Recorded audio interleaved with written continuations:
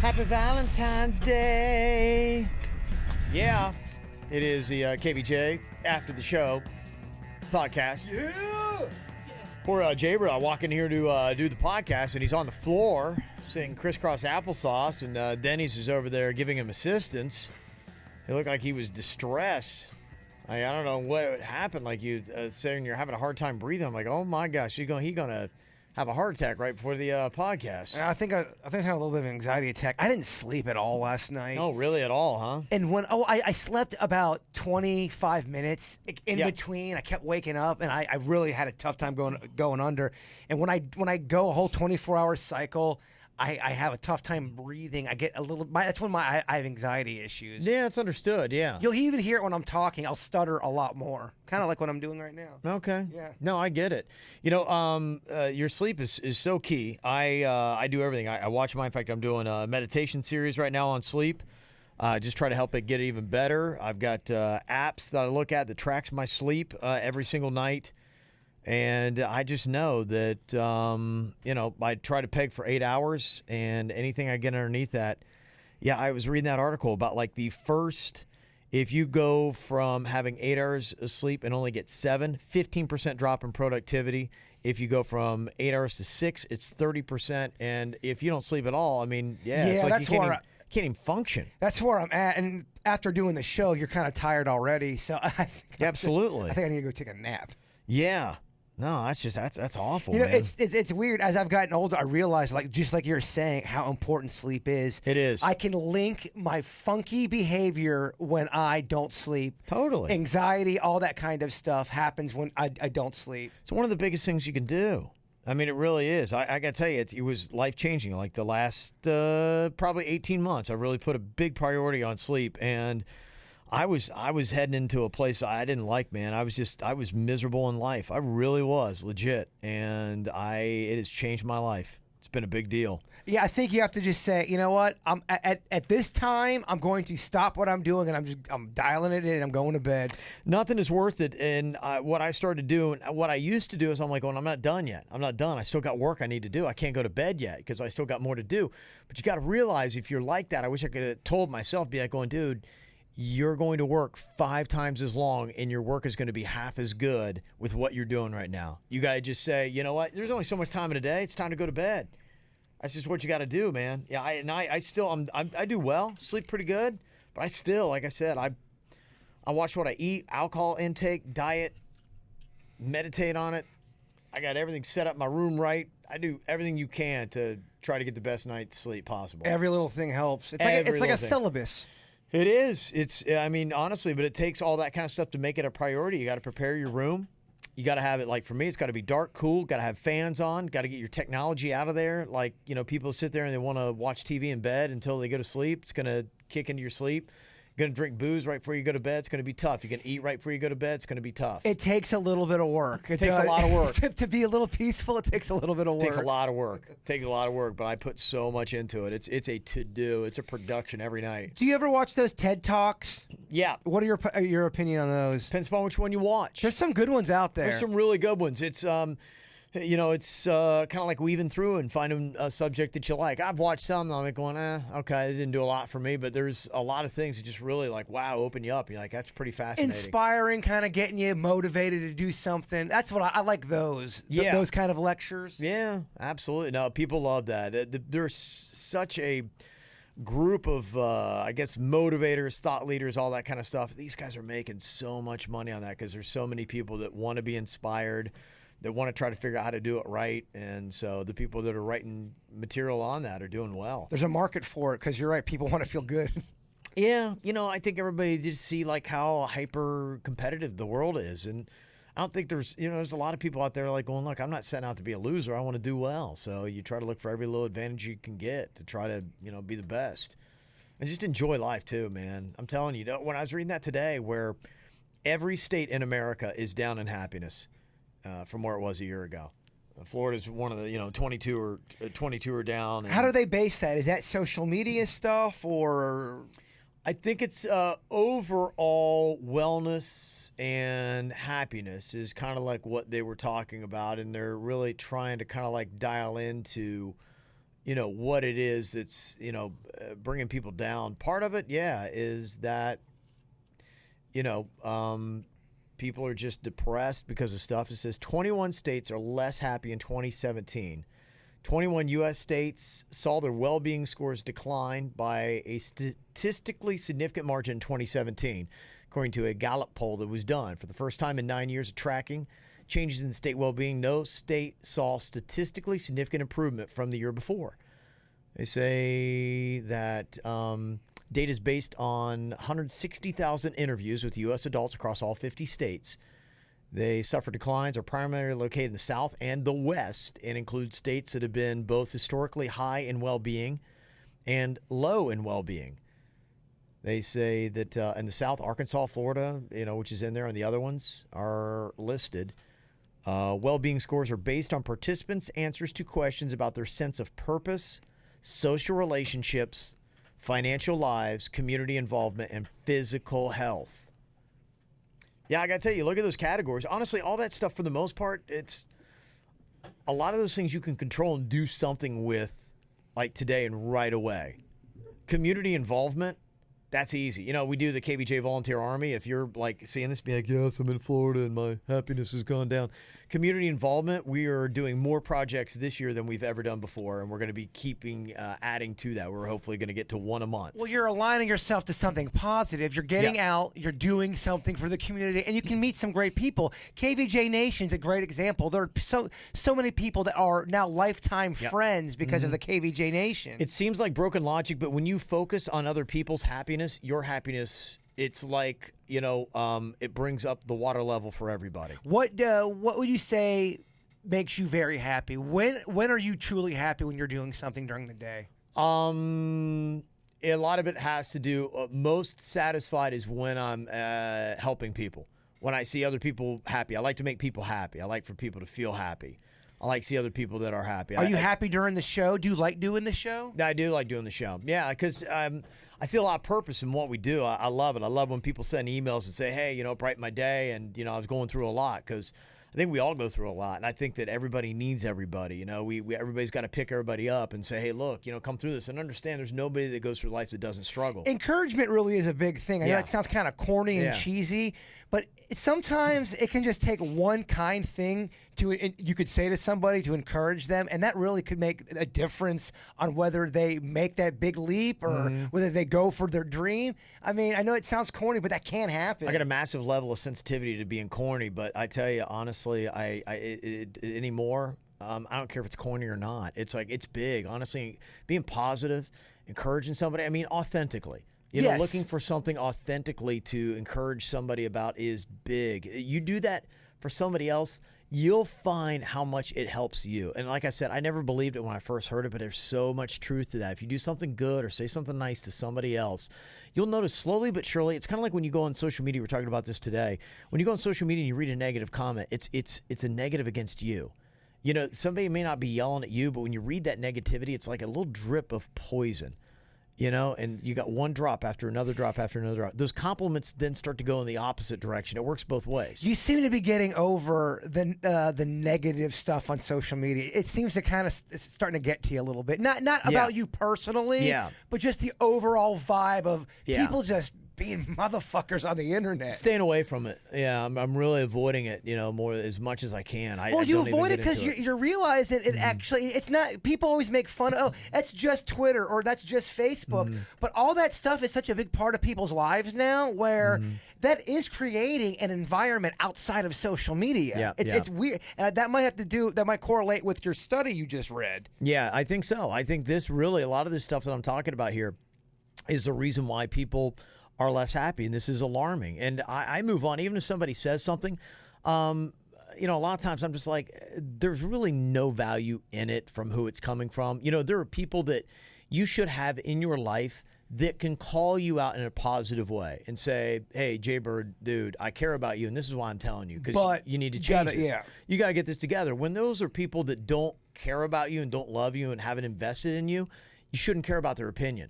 Because they're not the people you let in with that kind of influence. You find people that are good mentors that will try to pick you up and help you through life with love. Well, I do think, too, if you are constantly reading negative stuff or you're just putting negative stuff in your head and you're doing it kind of almost subconsciously, oh, you're reading this, you're reading that, I think that starts to play a factor into your psyche a little bit. I think you really are your thoughts. There's no way it can't. There's no way it can't. That's why for, people who are working in hospitals and the front lines and doing that kind of stuff, it's got to be the toughest thing ever. And you have to be really tight with your coworkers and say, look, we're going to pick each other up and encourage each other and look for the wins.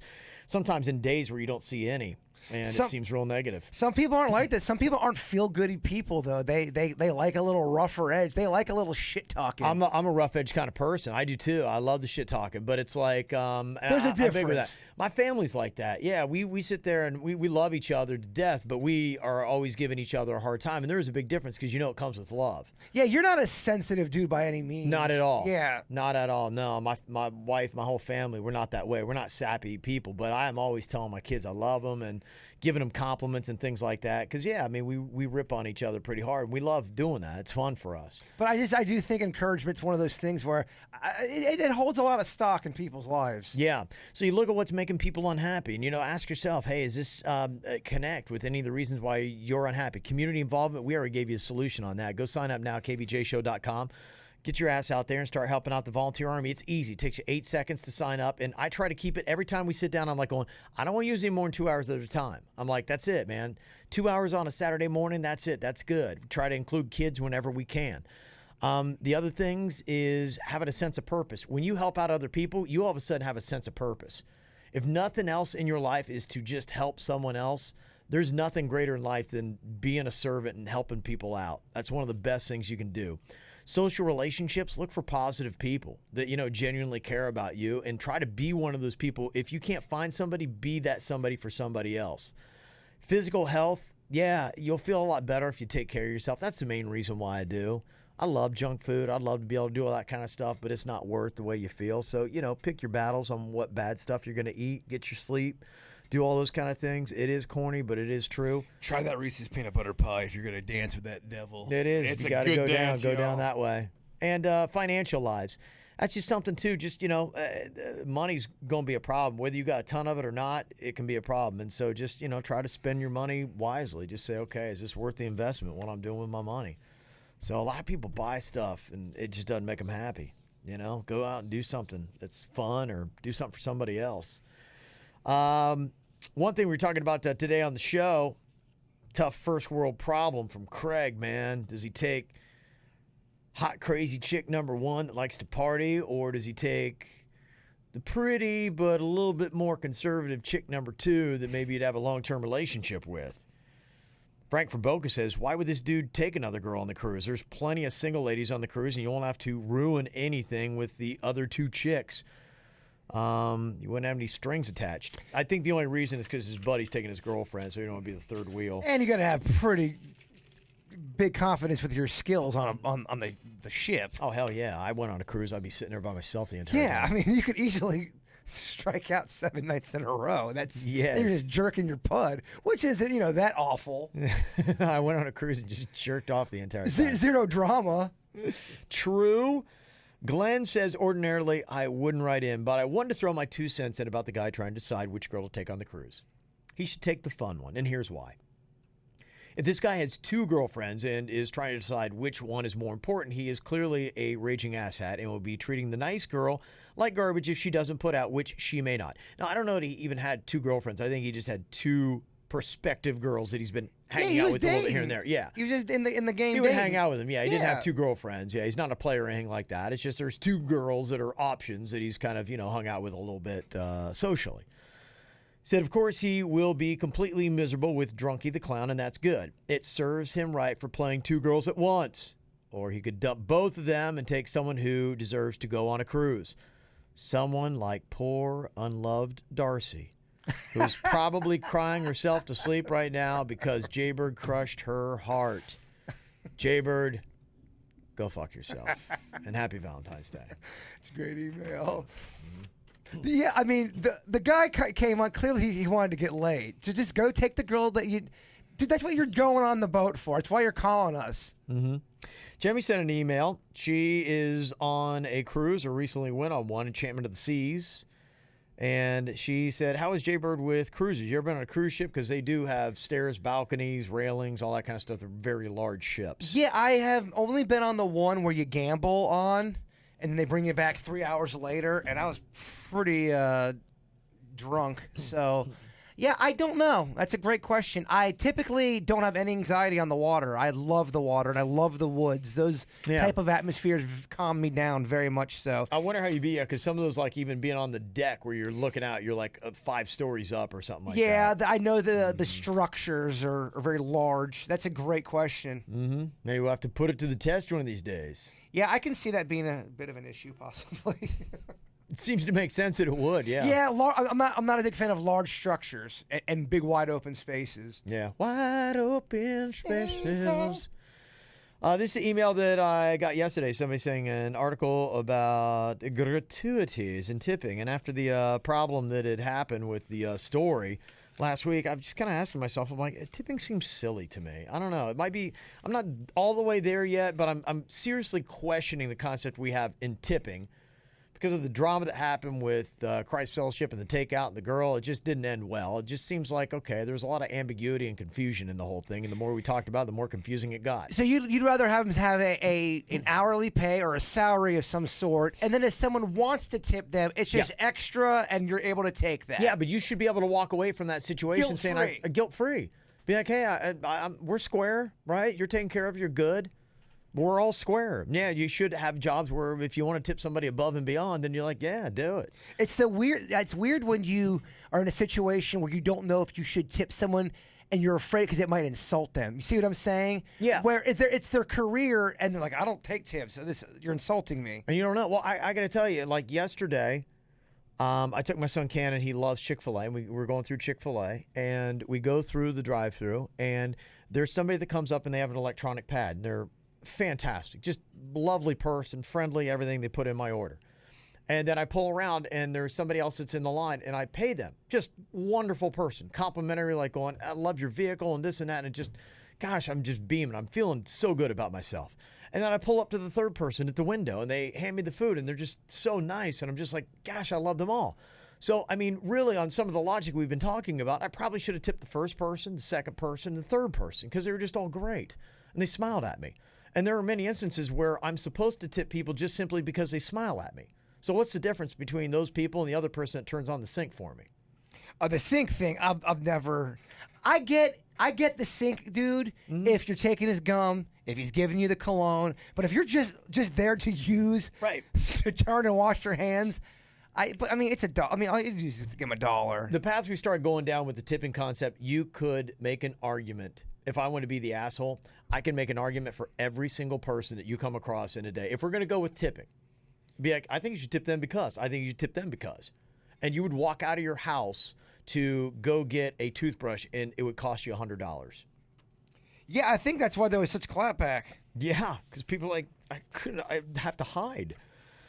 The email was a little insight into gratuities, and so maybe I'm going to start reading a little bit more about how we got here and why we're doing it and what are other countries doing, because they don't seem to have the problems that we do when it comes to tipping and the confusion. The article broke down here some of the highlights. It says gratuities were once an excuse to shortchange black people. In fact, they still are. The origin of the word is unclear. One theory says tip is shorthand for to ensure promptness, and another suggests it's from 17th century thief slang meaning to give. European aristocrats popularized the habit of slipping gratuities to their hosts, servants, and by the mid-1800s, rich Americans hoping to flaunt their European sophistication. Restaurants, rail operators, they embraced tipping because it enabled them to save money by hiring newly freed slaves to work for tips alone. That's where the racial part came into it in that part of American history. Plain Americans frowned upon the practice and they started banning tipping in several states. But by 1926, the state tipping bans had been repealed in America. Then they started doing these minimum wage laws that were passed by Congress saying you got to, tip a certain amount. And then there was not only the minimum wage law, but I didn't realize this, there's a tipping minimum wage. But in 1996, it got stuck at $2.13, and that's where it's been stuck. That seems crazy low. So that's why restaurant workers today take home some of the lowest pay offered by any industry. 7 of the 10 worst paying job categories are in food service. Real median wages for waiters and waitresses are down 5%, so cooks are losing money as well. So they're saying basically the system is broken and it's not working very well. Federal law is part of the problem. Trying to get tips in there and all that kind of stuff is part of the issue. So let's look at maybe fixing it. Other restaurants have replaced tipping with higher menu prices or mandatory service charges, but one famous restaurant had to revert back to tipping after servers complained that they were making less money by doing this. So I don't know. So some people have tried what my plan was, saying get rid of tipping and pay them more money. But okay, if they're still making less money, then just pay them more money. That's where I wouldn't get it. But, who knows? Are the restaurants being greedy or what's up with the system? The waitress, the waiter, the server wage seems very low. It does. Two something? Yeah, That's figgity fucked, man. Yeah, I just don't like it. Like I said, I'd rather write in what the tip is into the amount, and then I pay that. And if I can't afford that, then you know what? You eat out less. You don't eat at that place. Man, I love going out to eat, though. I do, too. And going out to a restaurant's so awesome. But you pay that anyway. So honestly, for me, it doesn't change anything. It really, honestly, to me, right now, my thought is you're just weeding out the cheap bastards who are going in there thinking they're going to underpay for whatever it is experience they have and use that whole thing. Well, I justify it because I don't think they took care of me. Well, that should be the manager's job. And if you have wait staff that doesn't take care of your customers, guess what? They'll start coming in less, and you'll need to either discipline them or fire them. That's the way it goes, right? That's what every other business does. I got this one. Somebody said, hey, Kev, heard you talk about the article on tipping and how it's a race thing. I'd like to believe that not everything is about race, and I hate like the media portrays. Here's NPR's take on why we tip. In short, we began to tip for faster service before we were provided the service. And also because of guilt, none of which two theories are about race. Yeah, I think the only thing that they had said in race was why it started a little bit was they were able to, they didn't have to pay any of the newly freed slaves. And then the other thing they said, I didn't get to that part of the article, they did an interesting survey at a major chain restaurant, and white servers made more than people who were non-white. And they said even people who were non-white were tipping the white people more. So they're going, that's kind of odd. You would think that you would tip your race more, and that wasn't it. So that was the correlation of what the race was. And I hate to make everything race. I'm just like you too. I like to see a society where we're all equal and all that kind of stuff. But, as it's still out there, let's address it and fix it. Vegan stuff, man. Elena said, I watched this documentary about meat. It is made by taking a real cell of an animal like a cow and manufacturing it in a lab. The meat is real, but you do not need to kill animals. Would you switch if it was in the grocery store? If it tasted like the meat, is what she's saying? It is meat, but no animal died for it. We kind of talked about that, and my answer was like, yes, but I want to make sure that whatever modification was done to it scientifically isn't something that's going to get my cells to mutate and do weird stuff. You see what I'm saying? Yeah. So if it won't harm me, then yeah, that's cool. Yeah, I mean, we're getting to a point where we're able to make everything from these little cells. They're making arms, they're making meat, they're making all kinds of shit. Mm-hmm. I'm going to try a thing next week. I'm going to have a lot more vegetarian meals that I'm going to work into my thing and see how I feel. If I'm not like worn out or tired. I can make you some vegetarian. I can make you some really nice cheesy enchiladas. Very good. I'm trying to stay away from dairy too, and also flours. Okay, so I'll go fuck myself. Yeah. I won't make you that. Well, if you can make something without flour and dairy, I'm going to try that too. The things I'm going to try a little bit more vegetable stuff. Going to stay away from the sugars, flours, and the dairy a little bit and see if that makes me feel better. I'd love to make you my hummus pizza, but again, there's littered with dairy and tons of cheese. And you can take all those things out, then yeah. There's dollops. I'm game. Sauce, yeah. Yeah. I think I can do hummus. I make a hell of a hummus pizza. I'm not trying to brag. Yeah. Just hold the flour and the cheese. Yeah, that's no fucking fun. No, it's not going to work. Ashley said, we recently discovered that our almost 3-year-old son is allergic to all meats. Jason, when you did your vegan diet, what was your favorite kid-friendly vegan item? I liked the Gardein chicken fingers. Those are the really, really good. The turkey cutlet was really good. Okay. That was stuff that's Gardein. You go to Whole Foods, very easy to find. They also have it at Publix and I believe other stores as well. Okay. Yeah, the Gardein stuff's really starting to find its way in a lot of stores. I think a lot more people are doing it and seeing how it works. I mean, honestly, if I can go, and it's not, mine's not an animal whatever thing, and I don't think I could ever do the vegan thing because as you talk about, it's very difficult. But the vegetarian thing, if I go a lot more vegetables or pretty much all vegetables and I don't need the meat, then screw it, I'm going to do it. Depending on how someone makes it, I mean, Yard House does a really, really good vegan. They have a couple vegan things. They have a lot of vegetarian, but they do a lot of that Gardein. They make their burgers and their chickens, taste pretty damn good. Mm-hmm. Yeah. So I'm gonna give it a shot. See how it goes. See how I feel. I just wanted to point out, how I said earlier, somebody was complaining because of how we had handled the Olympics. It says, I was listening to your show yesterday morning. I was so disappointed how the host had nothing encouraging to say about the Olympic Games. Is that what they said, the host? Hosts, yeah. That's the first time they listened to us. Well, what I thought was funny is it said, very sad. Not one word of encouragement for our athletes. Not one. It was from Darcy. It couldn't have been the same Darcy. No, probably not. But yeah, you're right. I was thinking, okay, she's probably an old RMF listener. If she said, called you the host, she's definitely tuning in for the first time. Yeah, like we said earlier, we're all about USA, baby. And I heard the Shaun White thing last night was pretty awesome. Our boss Leo was kind of giving me the rundown on that, so I'll go check that out.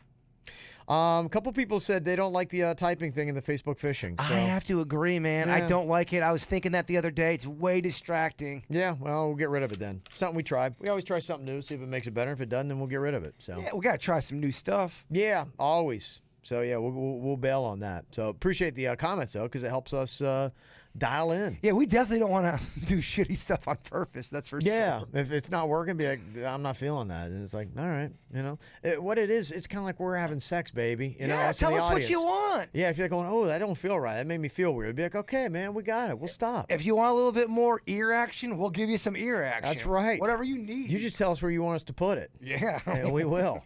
We'll take care of it. You let us know how it feels. That's pretty much the way it works around here. Shire said, I just wanted to say that when you guys are talking about how people would high-five Jason when he is wearing a medical mask, Jason said that 3 out of 10 people would high-five him, and it was 3%. That's not 3%, Jason. That's 30%. P.S. Go fuck yourself. Did I say 3%? Sometimes I know the answer, y'all, and it don't come out. I swear. I know 3 out of 10 is 30%. I know that's not 3%. I'm not that stupid. Jeffrey said, hey, I was listening to a December show. You were talking about needing some good skin cream. Just to let you know, Water's Edge dermatologist told me to use Excipial Rapid Repair hand cream on my hand. You can only buy it online, but this stuff is awesome. They make other products besides hand cream. Check it out. You'll be impressed. I ordered 3 tubes at a time for about $25. Yeah, I finally had to go. I did an eczema thing, and it worked. So you got the lizard man's disease. I had it, yeah, but I got to use that little eczema cream. But it's cleared up now because of it. Let me see. Got this from Steven. He said a little Florida here in D.C. He's in Washington, D.C., and he's knocking down a Cigar City High Life from Tampa. They're now big time because Modelo, I believe it was. Modelo's the one that bought them. We've had that before. Yeah, we have. Yeah, it's been in here. They were bought by, actually, they're, I think, partnered with Oscar Blues, I think is the one that they did that makes Dale's Pale Ale. And it's interesting because the can's different than the one I see here. Maybe they're either going to a new can or it's different if you buy it outside of Florida. That's borderline mellow yellow or it is squirt. Yeah, but that's my number one. That's a great IPA. So if you're a beer drinker, try it. Let me know what you think. Got this email, said, I would like to say happy Valentine's Day to my wife, Kim, for 18 years of marriage and 3 beautiful daughters. Yeah. So there you go. Good stuff on there. Happy Valentine's Day to the KVJ show. And I'd also like to say, Jaybird, go fuck yourself. It's really catching. It seems like that's catching on a lot more. It's really, yeah, it's about every email now. On another note, the other day you were talking about people who curse. Well, that's us in a nutshell. Yes, I do not curse at work, but at home we say things like, I love you, you stupid bitch. And if we were not swearing in a joking manner, our kids all know that something is wrong. It's kind of like how they know everything's right in the world. It's weird. I just think that Jason said everyone needs to lighten the fuck up and enjoy life. It's too short and people are too serious about dumb shit. Hope to see you guys this Friday at Blue Martini for cocktails and karaoke. Fans for life. Don Henry, not Don Henley. Don Henry, let's do a song together, brother. Can we do... It's Boys of Summer. Yeah. God, I hate that song. And I like Don Henley a lot. Yeah. I hate that song. You know the irony of that? My memory of that song and it being on the radio is I was in Ohio as a kid and I was outside shoveling from a huge snowstorm that we had. And I was coming in like going, what a weird time to have a stupid song like this on the radio. I think up north, I think it came out in the winter. Okay. I've seen when that was released, and I'm like, the Boys, and maybe that was it because people up north, it was the Boys of Summer, and I think the song's about like almost like snowbirds. They would come in to like an area because it's reverse.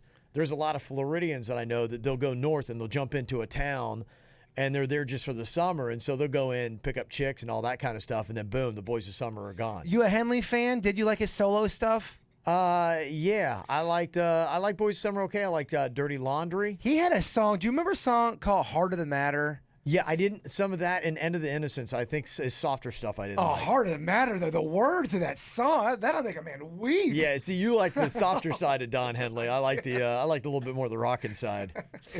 I need a little tempo in my music. I hear you. John in Georgia said, hey, can I get a Valentine's Day shout out to my wife, Crystal? I am currently on travel, so I can't be there for the big day. Just know you guys are going to be walking. Oh, hey, this is a very important message, he says to her. Just know, babe, that you're going to be walking like a newborn giraffe when I get home. Oh. There's some imagery for you. Wait, can you read the first part again? I'm sorry. I didn't expect that. You want a Valentine's Day shout out to his wife, Crystal. He's on travel, and he can't wait to get back to celebrate Valentine's Day. You'd be walking like a baby giraffe. Deep Dickens, what we're talking about, my friend. Oh, yes. Be very afraid, Crystal. It's coming for you. Yeah, that's John in Georgia. Oh, it's so Kingsland, Georgia. So yeah. sweet. Mm-hmm. Add Kingsland, Georgia to the map soon. Yeah. And finally today, a little shout out for my birthday. That is from Kimberly Brownstein. There you go. Happy Kimberly. birthday, Brownstein. Happy birthday. Some of the Valentine's Day wishes that are out there. Enjoy it. When we come back tomorrow, Vicious V is back. Virginia will be back. How will she sound tomorrow? Do you think she'll just be sounding normal, or will there be extra raspiness in that voice? There'll be extra raspiness. She's going to be really nice because she's going to be down. She'll be tired. Her Yeah. soul is yeah. tired, man. She will. She'll be nurturing. She'll be cool with us tomorrow. She will, yeah, until she gets a little piss and vinegar back Friday, in. she'll probably still be cool. Yeah.